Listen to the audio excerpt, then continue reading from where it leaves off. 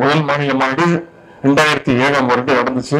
இப்ப இந்த இரண்டாவது மாநில மாநாடு தலைவர் நமக்கு அந்த பொறுப்பு கொடுத்திருக்கிறாரு. இதை வெற்றிகரமா செஞ்சு முடிப்போம்.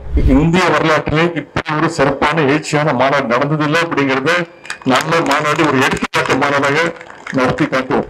இந்த சுடர் ஓட்டத்தை இங்கிருந்து துவங்கி வைக்கின்ற நிகழ்வு இன்று தொடங்கி அடுத்த 2 நாட்களுக்கு கிட்டத்தட்ட 310 கிலோமீட்டர் அளவுக்கு சேலத்திற்கு இந்த சுடரை கொண்டு செல்கின்ற இந்த நிகழ்வை துவங்கி வைக்கின்ற நிகழ்ச்சியில் பங்கு பெற்றுள்ள மாண்புமிகு அமைச்சர் மாவட்ட கழக செயலாளர் திரு சேகர்பாபு அவர்களே,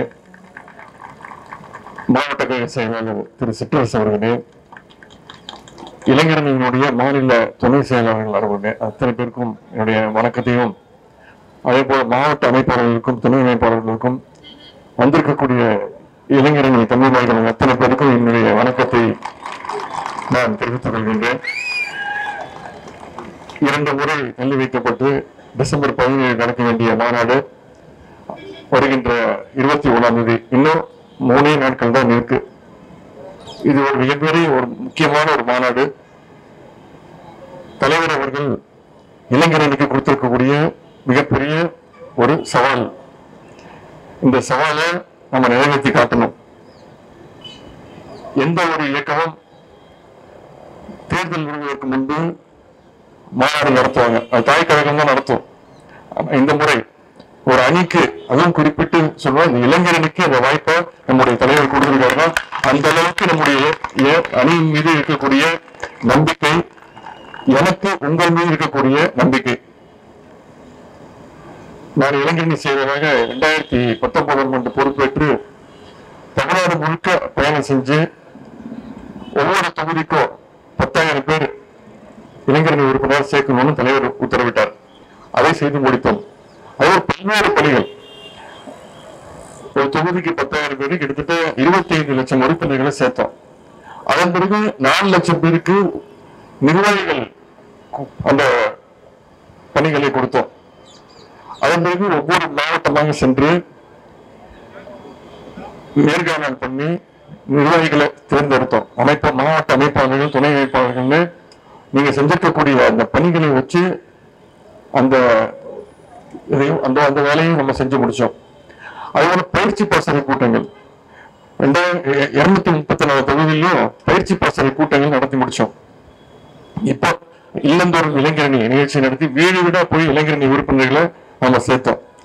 இப்ப எல்லாத்தையும் விட மிக மிக முக்கிய ஒரு பணியாக இந்த 2வது மாநில மாநாடு, முதல் மாநில மாநாடு 2007ஆம் வருடம் நடந்துச்சு. இப்ப இந்த 2வது மாநில மாநாடு தலைவர் நமக்கு அந்த பொறுப்பு கொடுத்திருக்கிறாரு. இதை வெற்றிகரமா செஞ்சு முடிப்போம். இன்னொன்னு, இந்த மாநாட்டுக்கு பேரே மாநில உரிமைகள் மீட்பு மாநாடு. கடந்த 9 வருஷமா நம்முடைய மாநில உரிமைகள் அத்தனையும் இழந்திருக்கிறோம். அதிமுக ஆட்சியில அனைத்து மாநில உரிமைகளையும் இழந்திருக்கிறோம். கல்வி உரிமை, மொழி உரிமை, நிதி உரிமை அனைத்தையும் இழந்திருக்கிறோம். இதையெல்லாம் மக்கள்கிட்ட கொண்டு போய் சேர்க்கிற ஒரு மிகப்பெரிய ஒரு வெற்றி மாநாடாக நம்முடைய சேலம் மாநாடு. இதுவரைக்கும் இந்திய வரலாற்றிலே இப்படி ஒரு சிறப்பான எழுச்சியான மாநாடு நடந்ததில்லை அப்படிங்கறத நம்ம மாநாடு ஒரு எடுத்துக்காட்டு மாநாடாக நடத்தி காட்டுவோம். அனைத்து விதமான ஏற்பாடுகளும் அங்க செய்யப்பட்டுள்ளன. எனவே நீங்க அத்தனை பேரும் அந்த மாநாட்டில் கலந்து கொண்டு, உங்கள் குடும்பத்தோடு கலந்து கொண்டு, இனிமே இப்படி ஒரு மாநாடு இந்திய வரலாற்றிலே நடக்க முடியாது அப்படின்ற ஒரு மிகப்பெரிய ஒரு பெருமையை நீங்க அந்த மாநாட்டுக்கு தேடி தரணும் கூறிக்கொண்டு, வந்திருந்த அத்தனை பேருக்கும் என்னுடைய வாழ்த்துக்களை தெரிவித்து, இந்த சுடர் அடுத்த 2 நாட்களுக்கு நம்முடைய தோழர்கள், இளைஞரணி தோழர்கள் சேலத்திற்கு எடுத்துட்டு வர போறாங்க. அவங்களுக்கும் நீங்களும் பாதுகாப்பா வர வேண்டும் என்று கூறிக்கொண்டு, பத்திரிகை நண்பர்கள், வந்திருக்கக்கூடிய கழகத்துடைய அனைத்து நிர்வாகிகள், மாவட்ட கழக செயலாளர்கள், உங்க அனைவருக்கும் மீண்டும் மீண்டும் என்னுடைய நன்றியை தெரிவித்து, நம்ம 21ஆம் தேதி சேலத்துல சந்திப்போம். 20ஆம் தேதியே பல நிகழ்ச்சிகள் நடக்க இருக்கு. 20ஆம் தேதி மாலை நம்முடைய தலைவர் அவர்கள் 5 மணிக்கெல்லாம் நம்முடைய மாநாட்டு தேர்தலுக்கு வராங்க. இறையன் குத்துசாவுடைய பாடல் நிகழ்ச்சி இருக்கு.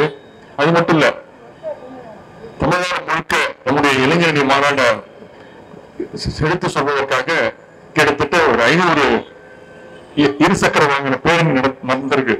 அவங்களுக்கும் நம்முடைய அவங்க அத்தனை பேரையும் தலைவர்கள் சந்திக்க இருக்கிறாங்க. எனவே 20ஆம் தேதி மாலை ஆரம்பிக்கின்ற மாநாடு 21ஆம் தேதி காலை 8:30 மணி அளவில் மாநாடு துவங்க இருக்கு. கழகத்துடைய துணை பொதுச் செயலாளர் அத்தை கனிமொழி அவர்கள் தான் மாநாட்டோட இந்த பந்தல் முன்னாடி இருக்கக்கூடிய நம்முடைய கருப்பு சிவப்பு கொடியை ஏற்றிருக்கிறாங்க. அதன் பிறகு மாணவரணி செய்வார், அவர் தான் மாணவனை துவக்கின்றார். அதன் பிறகு மாநாட்டு தீர்மானங்கள் நிறைவேற்றப்பட இருக்கின்றன. அதன் பிறகு கழகத்துடைய பேச்சாளர்கள் 22 பேச்சாளர்கள் நம்முடைய கொள்கையை பற்றியும் இயக்க வரலாற்றை பற்றி பேச இருக்கிறாங்க. இளைஞரணியுடைய புகைப்பட கண்காட்சி துவங்கப்பட இருக்கு.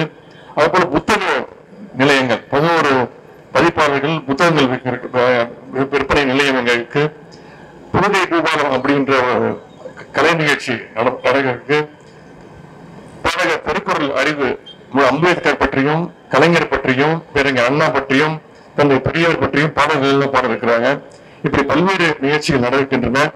மாலை 5 மணிக்கு கழக தலைவர் அவர்கள் சிறப்புரையாற்ற இருக்கிறாங்க. எனவே நீங்க அத்தனை பேரும் பாதுகாப்போடு வந்து அந்த மாநாட்டில் பங்கேற்று பாதுகாப்போடு நீங்க எல்லாம் திரும்பி செல்லணும். நம்ம ஏதோ கூடி கலைந்த கூட்டம் அல்ல, நம்முடைய இளைஞரணி கூட்டம் கொள்கை கூட்டம் என்பதை இந்திய நாட்டுக்கு இந்திய நாடே உற்று நோக்கி கொண்டிருக்கின்ற மாநாடு நம்முடைய இளைஞரணி மாநாடு. எனவே நீங்க அத்தனை பேரும் கலந்து கொண்டு சிறப்பிக்க வேண்டும் என்று கேட்டுக்கொண்டு இன்றைக்கு வந்து இவ்வளவு எழுச்சியோடு கலந்து கொண்டிருக்கக்கூடிய அத்தனை பேருக்கும் மீண்டும் என்னுடைய நன்றியும் வணக்கத்தையும். இளைஞரணி மாநாடு தலைவர் எந்த நம்பிக்கையோடு நமக்கு இந்த வாய்ப்பு கொடுத்தாரோ அந்த நம்பிக்கையை காப்பாற்றுவோம். 2024 தேர்தலில் எப்படி கடந்த தேர்தலில் இளைஞரணி மிக மிக முக்கியம் இருந்திருக்கோம். தேர்தலுடைய வெற்றிகளுக்கு நம்முடைய தமிழ்நாட்டை மட்டும் இந்தியாவில் அதற்கும் இளைஞரணி தான் முன்களத்தில் வந்து வேலை செய்வோம் என்பதை கூறிக்கொண்டு வாய்ப்புக்கு நன்றி கூறி விடைபெறுகின்றேன். நன்றி, வணக்கம்.